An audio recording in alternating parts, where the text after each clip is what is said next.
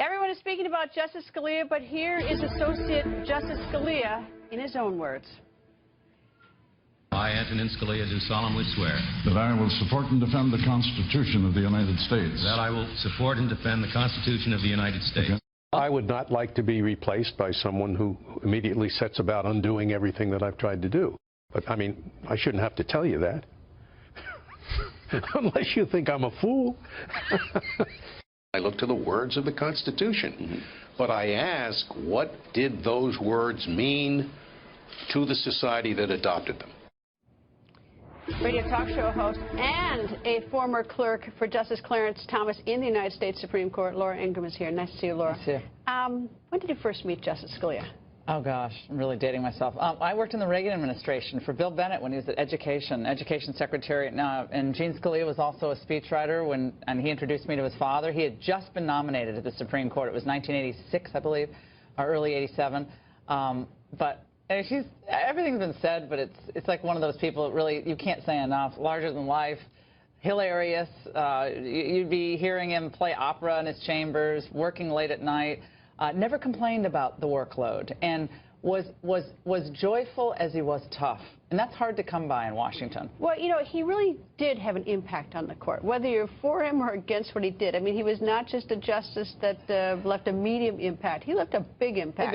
Left a big impact on every law school in the nation, on every law textbook in the nation. I mean, I went to the University of Virginia where he taught law. I mean, I was there after he taught, but I mean, you can't read a constitutional law textbook without reading a classic Scalia majority opinion or dissenting opinion, as you know, when he talks about the jiggery-pokery of the majority. I mean, he just had he had hostile ones too. He could put some blistering dissents. Yeah, the Lemon versus Kurtzman, the Lemon test, of course, the Establishment Clause was one of his least favorite doctrines of the Supreme Court.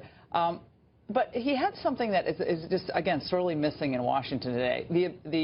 The ability to disagree without being disagreeable. It's hard to do. So one of the other times I met him was not met him, but it was with him on New Year's Eve in 1987. And he was like, where are we going for New Year's Eve? We're going to Judge Ginsburg's apartment. Oh, she's on the D.C. Circuit. She was obviously a lot younger than me. She's on the D.C. Circuit, and they celebrate, I think, many New Year's Eve together. They were both together on the D.C. Circuit, right? Yes, before they both ended up in the Supreme Court. They were good friends there. And again, I don't want to say that that's the whole legacy of Scalia. His legacy is as an originalist. He believed it was literally a crime to substitute his personal opinion for the wisdom of the framers of the Constitution, and that the Constitution was not an evolving document that evolved from generation to generation. And if it did, the actual underpinning of our whole society would be deteriorated. He believed that, and he said, is it perfect? No, it's not perfect, but of all the legal theories out there, it is the best among them. And I think that really is his legacy, an understanding of what originalism means. All right, viewers, this is your chance at home to vote on Twitter.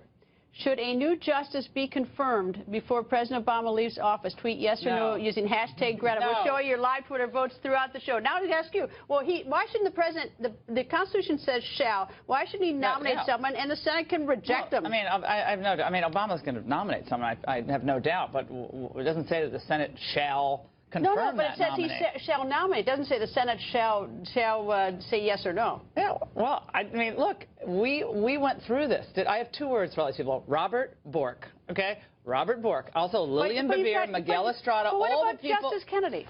What about Justice Kennedy? I mean, we went from Bork, Ginsburg to Kennedy. Right. Well, yes, we did. That was the process. But so, I mean, the process did play out. Well, a lot of us think it played out really horribly, but the idea that the Republicans have to roll over for President Obama. What do you mean they have to roll? They're in charge now. There is nothing constitutionally requiring them to confirm a justice to the Supreme Court of the United States. I agree with you, but the Constitution says the president shall nominate. He shall nominate. It doesn't say when he shall nominate. No. But it says he's not going to. He's supposed to do his job. Shall nominate, and if the Republicans don't want to do anything with it, they don't. There's a lot to do or they can year. vote him down. There's a lot to do. The Congress has a lot on its plate this year.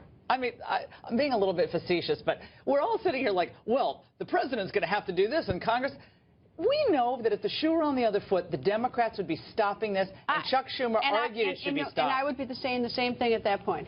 Well, Anyway. maybe you would, Greta, but the idea that the Democrats who stopped phenomenal judges like Miguel Estrada, Lillian Bevere, who Clinton stopped prevented from getting nominated. Not to mention the two of us. Yeah, I mean, not to mention the two of us. Yeah, Greta, you get my two of us anyway. Laura, thank you.